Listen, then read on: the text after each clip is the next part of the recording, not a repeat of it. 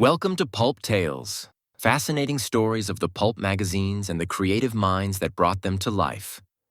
The fictioneers, the artists, the editors, and others. Brought to you by the PulpNet. Learn more about the pulp magazines through articles, blogs, bibliographies, links, over 100 episodes of this podcast, and much more at the PulpNet. Your link to the pulp magazines for almost 30 years. Online at thepulp.net. A Dan Turner line might go something like, "Behind me, a Roscoe sneezed ka-chow and a lead pill split the ozone next to my noggin. I ankled the lot, my back pockets dipping gravel." What that meant was someone shot at him and he ran. You get the idea that he was parodying hard-boiled style. It was not parody. It was beyond parody. He wasn't making fun of anybody. He was just completely out there. It was amazing. In this episode of Pulp Tales, author John Wooley and pulp historian and author Will Murray go under covers with the Spicy Detectives. This Pulp Tales was recorded at PulpFest 2024 in Pittsburgh on Thursday, August 1st, 2024. John begins. Well, we're going to talk about the Spicy Detectives, which I will defer, except for Dan Turner, who I have some personal relationship with. I'm going to defer to Will on a lot of the Spicy Detectives because he's written a lot about them, and I really woodshedded reading Will's pieces on these Spicy Detectives because you got a ton of them. But I'd like, just in case you don't know about the origins of the Spicy Detective or the Spicy Pulps and how they were related to Superman DC Comics or DC Comics. You want to go into that a little bit, Will? Well, Harry Donenfeld was the publisher. He had a printing shop called the Donny Press, and he printed pulps and other magazines. And he partnered with Jack Leibowitz, who was his accountant, and they were doing what were then known as girly pamphlets, pep stories, spicy stories, and they were like, I think they were 15 cents, might have been a little more, and they were little pamphlets of sex stories, but sex by the standards of the 1920s and early 30s, which was just titillation. And I would love to know what motivated them. I can only guess for them to do something that now is very common, which is to mix genre stories with sexual situations. Now, today we don't think of it that way. We just think of genre stories that happen to be a little more open than they did in the movie days or the pulp days. I don't know what caused them to think of spicy detective stories, except they must have done it when the westerns were on a downswing and the pulps and the detectives were on the upswing, and they're thinking, what can we do to crack this market? Now, this would be the tail end of 33 into 34. They had a ton of writers writing for them for Pep and Spicy Stories and the other magazines they had at that time. I half suspect that maybe because this is before the Hays Code took control of Hollywood, they were seeing things on the screen that were, genre stories, detective stories, but that had a certain amount of titillation. And most of the pulps wouldn't go there at that time. This is before the Shutter pulps, and Street and Smith would stay away from the stuff, and Munsey would stay away from sexual situations, because a lot of their thinking was Victorian dime novel publisher thinking. And probably something they saw on the screen or things said, let's try this. So I printed out an index the first year or so, and the first issue looks cobbled together. The lead story is by Norman A. Daniels, who had just broken into the field, in 32, 33, writing gangster stories and some detective stuff.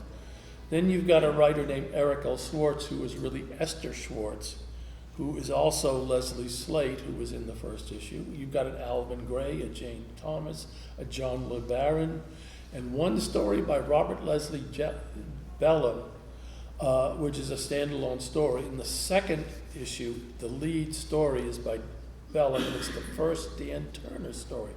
We've got another Norman Daniels. There's Bellum under another name. We got Robert Marks, which is also Daniels. We got the name Bern Horn, who shows up a bit. We don't know who he is. C.C. Spruce, we don't know who he is. On to the third issue, Saul W. Paul. Sounds like a pen name, but it's not. It's a real person. Another Daniels, another pseudonymous Bellum. And gradually, over the first year, they begin acquiring regular writers. Daniels switches to pen names because he sees some of the first issues of the magazine and said, I can't have my name attached to this stuff. C. Samuel Campbell was a real writer. There was a group of writers in Philadelphia who wrote for the Spiceys, and they all knew each other. And Arthur Humboldt, which I think is Robert Blackman, who was another newcomer. And here's the thing, the market, since it was dependent on sexual situations, which the editors could edit in if they had to, they probably brought some rejects and just punched them up, which is why you see some of these writers. Bellum starts to get very prolific very fast. With the sixth issue, E. Hoffman Price comes in, and he starts to produce series characters like Cliff Cragen was Cliff Cragen was the first one. Honest John Carmody was the other. The interesting thing about what Price did, and pulp writers loved it when a writer lived in an unusual place because he could write about it with authenticity. Price was living in New Orleans, which is probably the perfect city next to San Francisco and New York for Spicy's mystery story, detective story. And so was Blassingame, right? Who shows up later. Why Blassingame was in New Orleans. I don't know that he was. You're probably right, Yeah, but I know he was from the South. I just don't remember where. The interesting about Hoffman Price is he wrote a lot for the Spiceys while he was writing for other people. Very prolific in the Spiceys under his own name, and Hamilton Craigie. Was that Hamilton Craigie? No, not Craigie. It's a name like that. It's on here. I'll find it. I'm a little punchy from being up very early and flying, which is, par for the course. So, the writers start to become a team of sorts. People come, go. Some of them, their real names we'll never know. Some of them are real names and we just don't know. It recently came out when a letter from Robert Leslie Bellum surfaced, and he happened to mention his good friend who also lived in California, writing for the Spiceys, named Frank E. Marks. And he produced a series about a guy named Mace Mallory, about which I would be happy to tell you if I'd only read a Mace Mallory story. And if I'd only known that Frank E. Marks was really Kenneth Stahlcup, who, again, that's not a name we're going to know. Right. But he was a friend of Bellum, so I imagine Bellum got him into the Spiceys or told him about it. Then we get the first Johnny Harding stories, first byline by Mort Lansing, yeah. He becomes super prolific under multiple names, but he was really a guy named Bud Long from Texas, and whose name almost never appeared in the pulps, but he had like 6 or 7 pseudonyms in the Spiceys alone, and then other names in other pulps. And what's interesting, his name surfaced many years ago, in a plagiarism suit that Black Mass brought against the Spicy pulps. And the defense was the writer, whose name was Bud Long from Texas, heard this story in a bar and wrote up a Spicy story. But it turns out it's semi-plagiarized, the idea, not the words, from a story by a well-known Black Mask writer, W.T. Ballard. And when I first read that, I said, Bud Long from Texas, that sounds so phony. Doesn't it? And it wasn't until many years later that we dug up the fact that there was a Bud Long from Texas, and he had, in the industry, a huge reputation for being super prolific. But his name never appeared in the writers' magazines. Editors didn't talk about him. He died during World War II, so his life came to a premature ending, so there was no after career interviews or whatever. But he was a major writer for the Spiceys, and no one knew these 6 different names. And these various series characters were really one fantastically prolific guy who was also Cary Moran and a bunch of other names. Yes, okay. And after that plagiarism, all those pseudonyms disappear and a whole flock of new ones pop up. But the characters he was writing about continued. So they dumped all his pen names to, I guess because they told Black Mass, well, we won't use that writer anymore. And they just changed the ply lines, and he just kept rolling along. That sounds like the spicy line, doesn't it? It does. Two of the most prolific guys for the Spiceys were Arthur Wallace and Ken Cooper, and we wondered for a long time who they were. Well, it turns out they were Robert Maxwell, who didn't write under his own name for these Spicy Pulps, but wrote for Pep and Spicy Stories. And he ended up being a TV producer. He produced the first season of Superman. He brought Lassie to TV. Lassie, yeah, he was a Lassie guy, And right? it turns out So to speak. a number of scripts for Lassie were by Ken Cooper and Arthur Wallace and Robert Maxwell.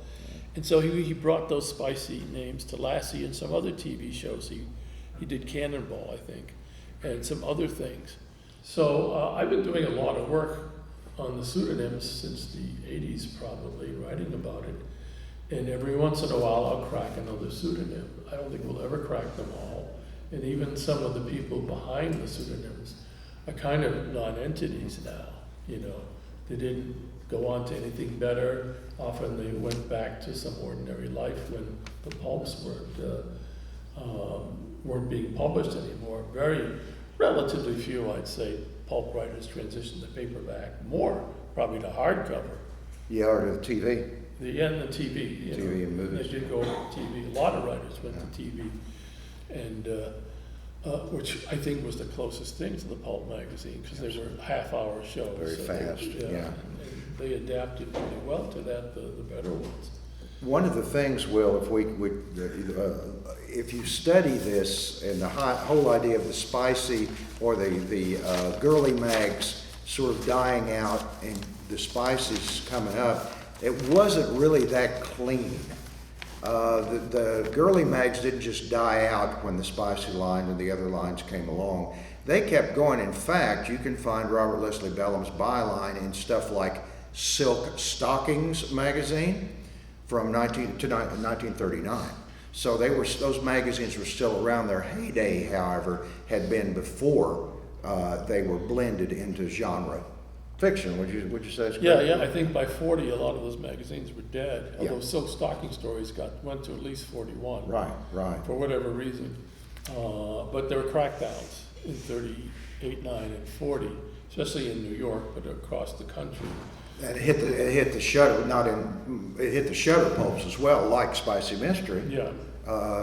Horror became much tamer, and so did, of course, Spicy changed to Speed in the early 1940s. The old Spicy line became Speed. Bellham stayed with it. And for those of you who might not know Robert Leslie Bellham's Dan Turner Hollywood Detective, which this is what anniversary is this? Is this his 100th anniversary? Is that right? Birthday? It's 90th. It's his 90th, 90th. from his appearance. 30. First appearance, 90 years. So it was first person.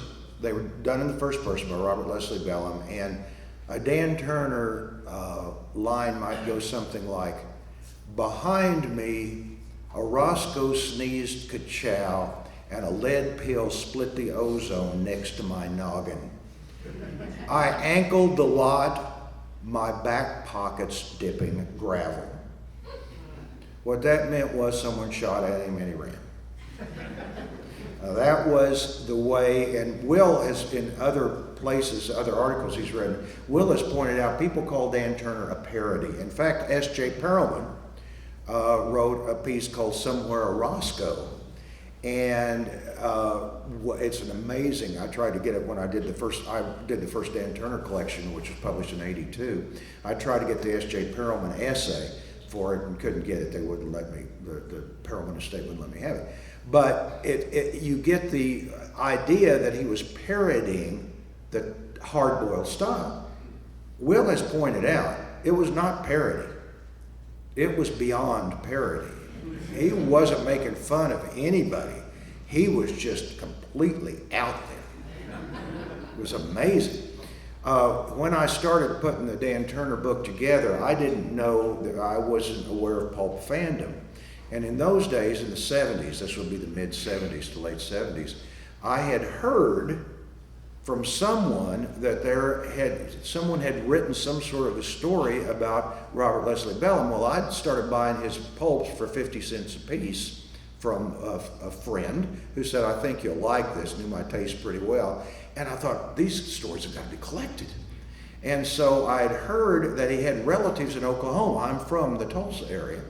And in Atoka, Oklahoma, where there's coincidentally a major prison. And so I didn't know what to do because all it was, I couldn't track down. It was a Xenophile it was in. And I couldn't track down I just heard somebody say, yeah, I think I saw that. So I wrote to the newspaper in Atoka and asked them if they could, and they published something that this writer was looking for relatives of Robert Leslie Bellum, and I got a letter from his sister-in-law, whose last name was Washburn. Of course, Hamilton Washburn being one of Robert Leslie Bellum's dozens of pseudonyms. We go out there, a friend of mine and I, and interview this little lady and her husband, of course, wants money. And you know how much money there's in pulps. Will can tell you that, and I can too. And at that time, of course, like I said, it's the late 70s, mid to late 70s. And we said, well, we sold the book, I'll send you some more, which I did after we sold the book.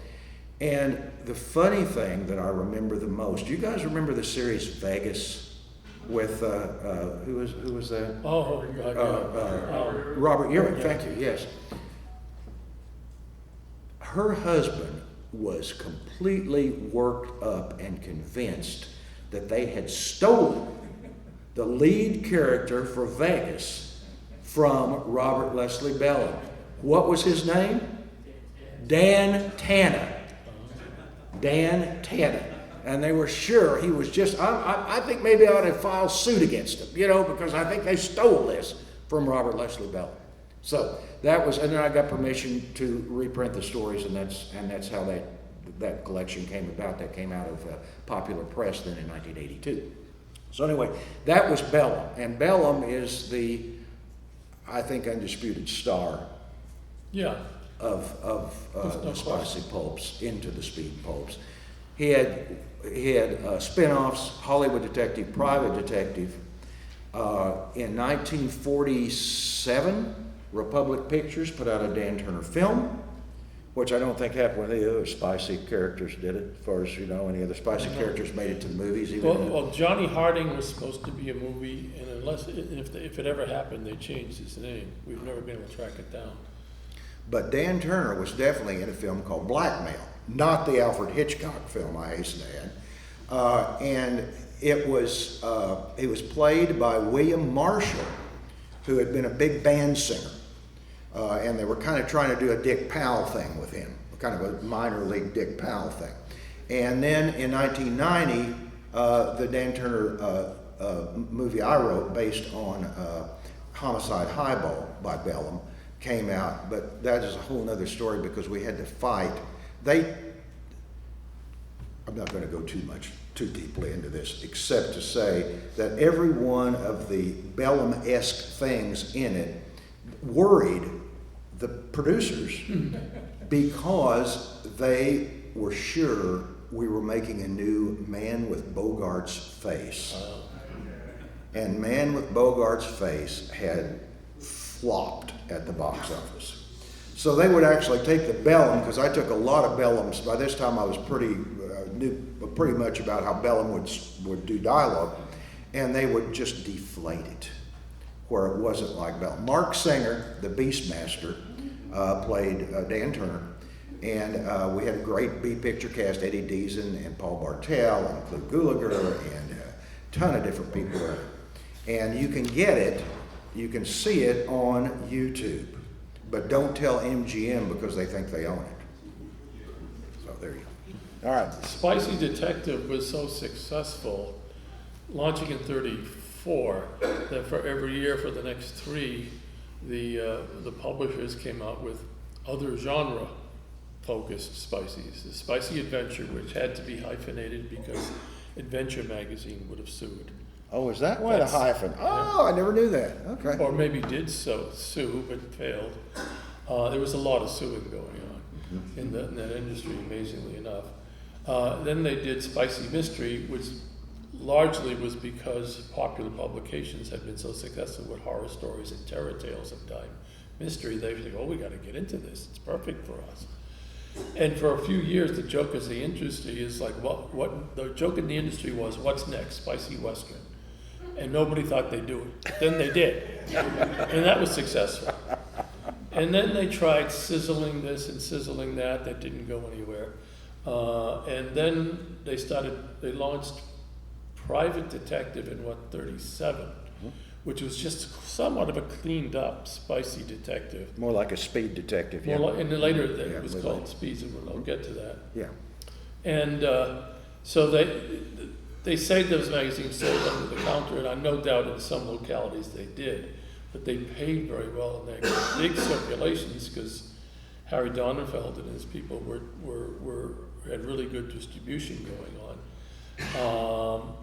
And they had created a market with the pamphlets, so everybody knew what kind of magazines they could produce and who was reading them and what kind of sales they'd have. So, you had a build up till about 39 and 40. Then the censorship came in and they fought it. They held off for a while. And they started to tame down the magazine. And they had started to tame down, I think, probably as early as 36 or 5. Because they were constantly sending out bulletins saying, we got to watch this stuff about this anatomical detail. We're not going to do that anymore. The girls have to wear panties and stuff like that. But the same. In other words, one of the great editorial edicts for the spicy pulps was you can't have a completely nude woman in the story unless she were dead. If she was a murder victim and she lay there nude, that was fine. But if she was living, no.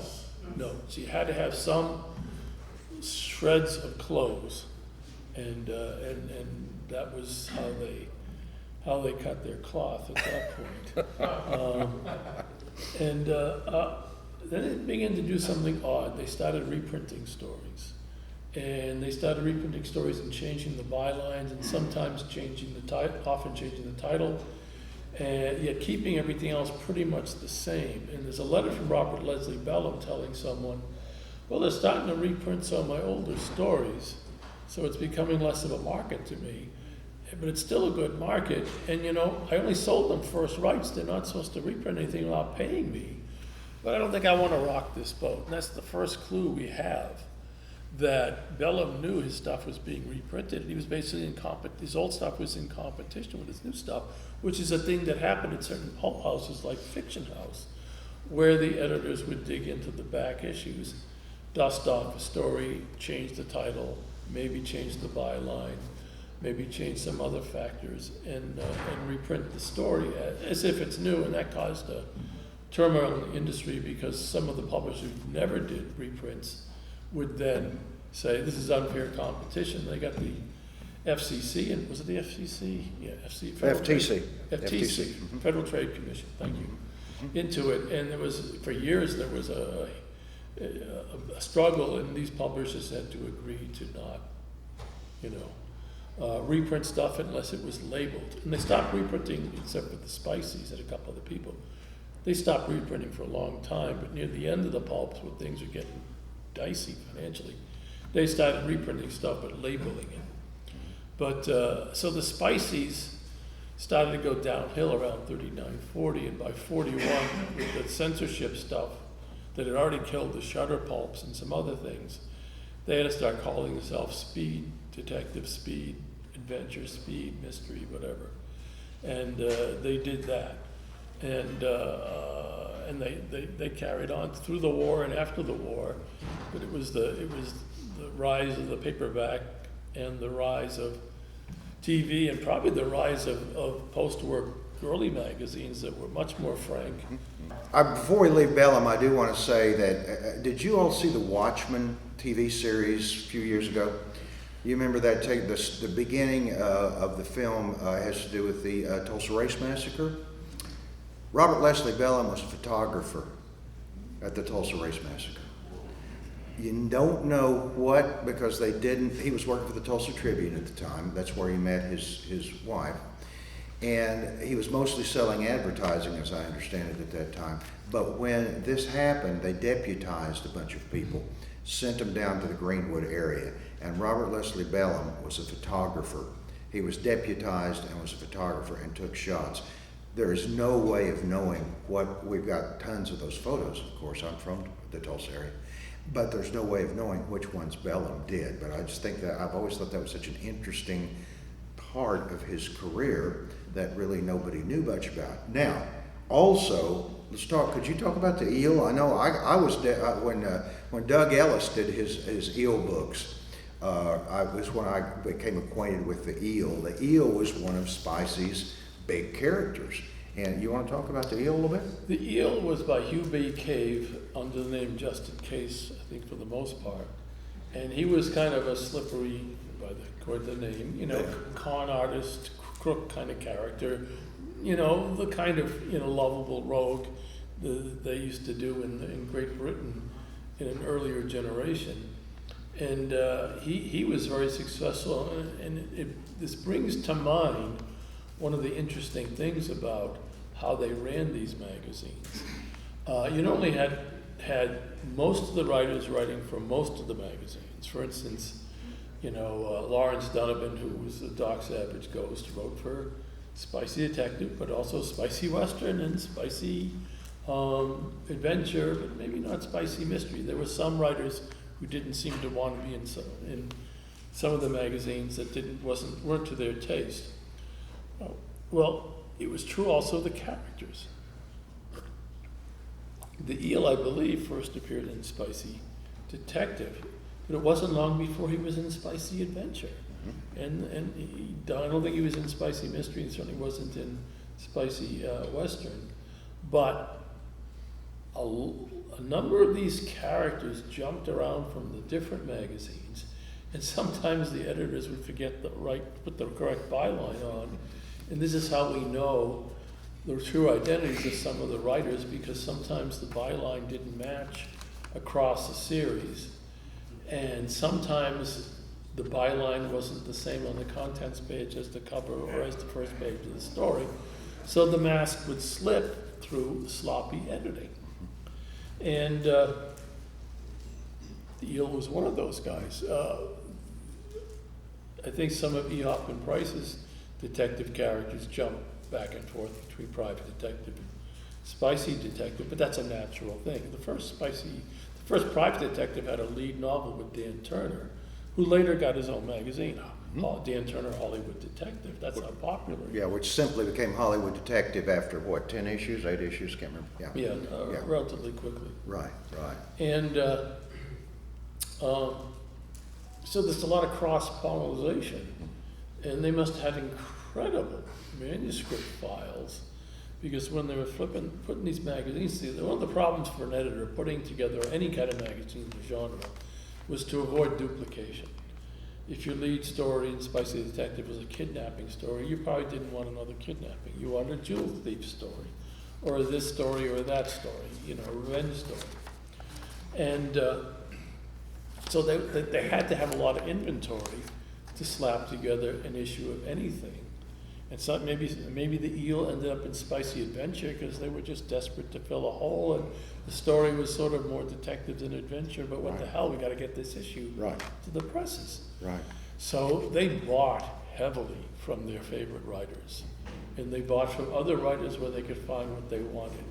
There's an article by, I think it's C. Samuel Campbell, but don't quote me, when someone in a writer's magazine said, I was looking at the spicy pulps as a market, and it's clear that one person writes every issue. Well, that's not true. So C. Samuel Campbell, wrote an article or a long letter that was published almost like an article because it was so long.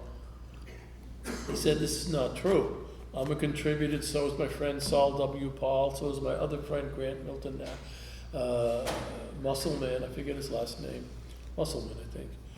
Sassaman, Grant Milton Sassaman, who would take his name and chop it up in all sorts of ways for different bylines. He said, well, we all Philadelphia writers, we know each other, we contribute to these magazines, and I tell you, we're real people, and what's happening is the editors tell us how we write the stories, what to watch out for, but none of us are perfect. We all have our own little spin in our stories. So they go through the manuscripts and they copy edit them so that they conform to the current standard, which sometimes changes.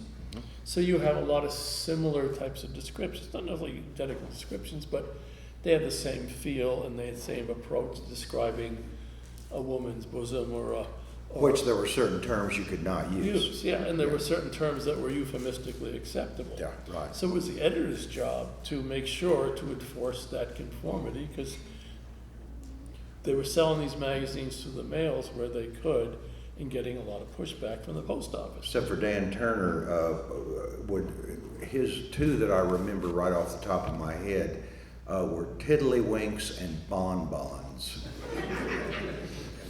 I don't know that any other of the spicy writers used those particular euphemisms. We need to talk, in the time we have left a little bit, I think, about the comic strips in the Spiceys. Because Spicy, and I learned this first from Will and from reading them, the Spiceys had more illustrations than really any other pulp that was out at that particular time. Much more illustration. These included comic strips. And in Spicy Detectives, it was a comic strip called Sally the Sleuth. Now, Sally the Sleuth was a creation of Adolphe Barreau and his Majestic Studios, which I believe is in Chicago, if I'm not mistaken. I'm not sure. Wasn't he out of Chicago? I think so, but I'm not positive. But anyway, Sally the Sleuth, basically the story was that she would get in some sort of mess, kidnappers or something, and lose her clothes. That was basically the entire plot of every Sally the Sleuth in Spicy Detective. She was aided by her boss, who was called the Chief, and then by a kid named Peanuts, which I think Peanuts was sort of they figured was a projected kind of adolescent fantasy thing, except that he never got fresh at all with Sally the Sleuth. In fact, if he found himself like accidentally grabbing her when she fell out of a window, and the Chief said something, well, Peanuts, how about that?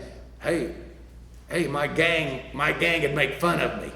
It would be like it was the weirdest kind of situation, triangle that they had going on. And I didn't realize until I read an interview some time ago with C.C. Beck, who did Captain Marvel.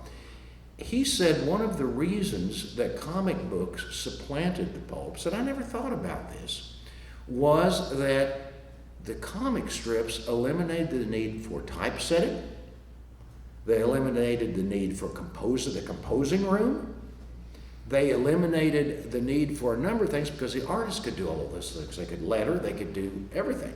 And so it was much more cost effective to do a comic strip than it was to do a prose story.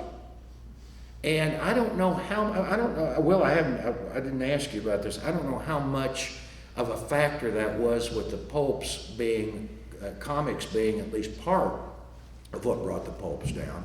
But, I mean, do you think that was a factor? Yeah, I think it was part of it, but there's a countervailing thing, which is you had to have color interiors, and that was more expensive. But what really did the job on the pulps was a combination of comics and paperback novels of that time. Because if you're a guy with a newsstand, you can put 20 comics in the same rack as maybe 7 pulps, because the comics were thinner. Okay. And it was the same dime or 15 cents. And so if you could put more copies on one rack and sold most or all of them, because you're a lot better selling 20 comics than 7 pulp magazines. Okay. And they were easier to restock. They didn't get damaged as easily because they had trimmed edges. And And in comics, you didn't have a painter doing the covers. You had the same guys who Right. did the interiors, Right. so you're saving money there. Right, right. They might have gotten the same page rate for a cover, or maybe a little better, but not much better. Yeah. So there's the economics of what the newsstand guys were dealing with. There was a big glut of magazines post-war in like 47, 48, 49. Just absolutely killed a lot of publishers because everybody went into magazine publishing thinking the boom days of the war would continue. But a lot of that stuff was selling to Army PXs and going overseas and being read by, the wives and girlfriends of servicemen overseas to fill their dead time. And so when they threw out all these new magazines, a lot of them were sent back unopened, unread, unmarketed, because the stands were overflowing with bundles of new magazines, including comics.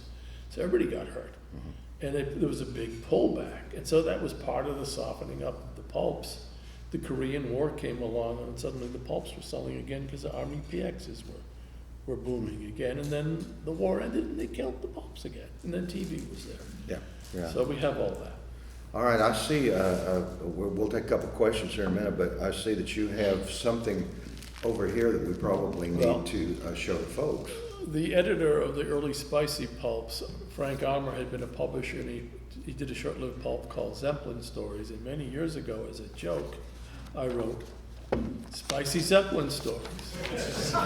What could be more suggestive? And so instead of focusing on aviation stories as such, the lead novel is sort of a Doc Savage type, and there's a Western story, and there's a spy story, and an aviation story, and a shutter story, et cetera, et cetera. So this is all genres, under the spicy Zeppelin. May I give some titles, a couple of titles here? I've got the first one, as you well know, when it first came out. Gas Bag Buckaroo, Zeps of the Void, Science fiction. and Catwalk Creeper. Shutter. Yes, just three of the stories that await you in Spicy Zeppelin Stories. Yes, Michelle? Well, I think your points on managing the pulps regarding comics and paperbacks are very well made. But what I really think destroyed the pulps, people forget, commercial TV didn't exist in any real form until the last year of the 1940s, 48, 49. Yeah. Well, I said that. TV was the death blow. 50 and, Yeah. and 49, 50. Those 2 years, and I remember those 2 years as a baby. And those 2 years just destroyed the pulps in so many ways because the stories on television were every bit the same content and character as the pulps. But what really destroyed the pulps later was the fact that American readers have consistently, throughout my lifetime, which I'm 76, American readers have been getting dumber and dumber and dumber and dumber. And we've reached this, I'm not talking about older people, but the generations. And we've reached the stage now where I've worked in the media my whole career, over 58 years. And now, the number of people I see in restaurants reading a newspaper or a magazine under 40 is almost non-existent. And the people who read pulps, many of them were under 40. Well, the thing that doomed the pulps to a significant degree, dooms the newspapers, is they're now considered old technology. Right.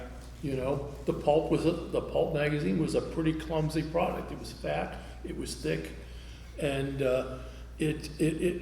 it never grew in terms. It never went to like better paper or color interior. Newspapers are struggling by adding color interior and doing things, but it's still a newspaper, and it's yesterday's news today. Right, and one thing more, the pulps in themselves. In the 50s, there were comic book collectors like me, not very many. I started in 56 at age 8, and my teacher even said, "You're a what? A comic book collector? I never heard of such a thing." But I never met any pulp magazine collectors until the 70s. Because pulps were just not collected. And I still think for every collector of old comics, whether you're talking about the 70s, the 40s, or anything, I think there's 100 of those compared to every pulp collector.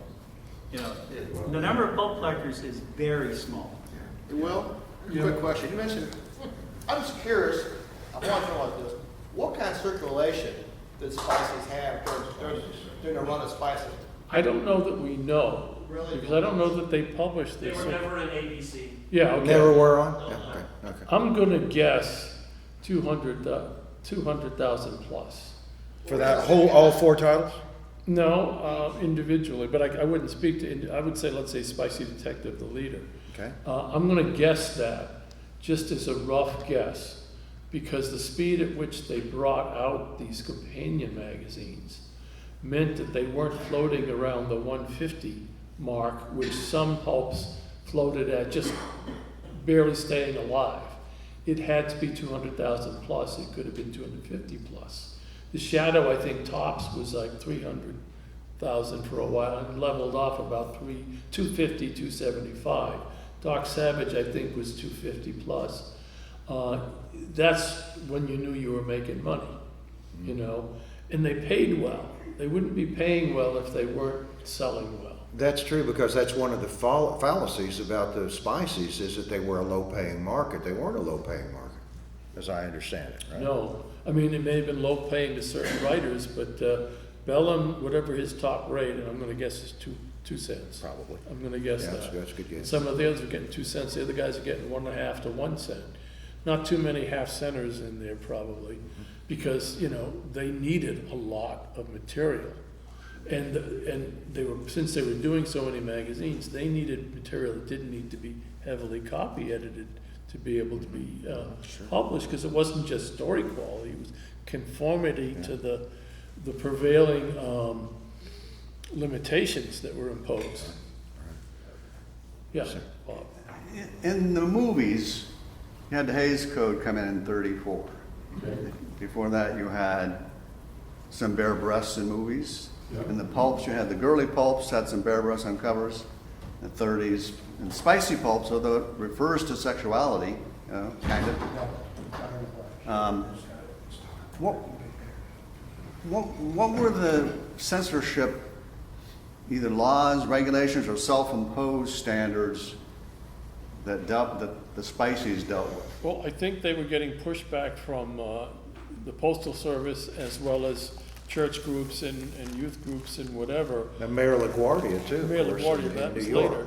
Yeah. It depended on the location, because you'll look at spices that'll have stars on the covers, and those would be toned down illustrative wise.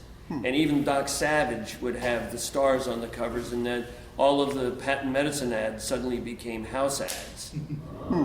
So based on where it was being, sold, it would depend on. It was a patchwork, sort of like the censorship before the MPAA, GPG thing. It was a patchwork. I know I've talked to a lot of exploitation filmmakers who had to do different things to get, like, Boston past the Boston censors, or past.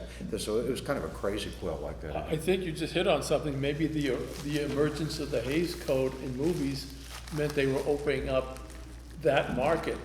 For if Yeah, you good point. can't see the kind of movies you want, you can read about them. Yeah, You that's know, a good if you point. can't, Never thought about yeah, I that. never thought of that either. Well, you mentioned Doc Savage and the Shadow, but with the spices being across so many different genres, are you aware, was there ever any consideration of a spicy hero pulp? Yeah, well, Super Detective, which had Jim Anthony and Doc Savage imitation, that was a spicy detective pulp. They talked about a spicy science fiction, but they never did it, so they dumped that inventory into spicy adventure. Plus the Lone Ranger. Yeah. They had the Lone Ranger, who wasn't spicy. But neither of those, and really Jim Anthony was not, it was the same publishing house, but Jim Anthony wasn't a spice, it wasn't sexed up, as the term went. I think that's it. Thank you guys very much. Thank you, Mike. You've been listening to Pulp Tales, fascinating stories of the pulp magazines and the creative minds that brought them to life. Brought to you by the PulpNet. Learn more about the pulp magazines through articles, blogs, bibliographies, links, Over 100 episodes of this podcast and much more at the PulpNet. Your link to the Pulp magazines for almost 30 years. Online at thepulp.net. Subscribe to Pulp Tales on your favorite podcast platform or listen to us on the web at the PulpNet. If you enjoy our content, please like us or leave us a review. And tell your fellow Pulp fans about Pulp Tales. Thank you for listening, and keep reading the Pulps. Pulp Tales is copyright 2024 by William P. Lampkin.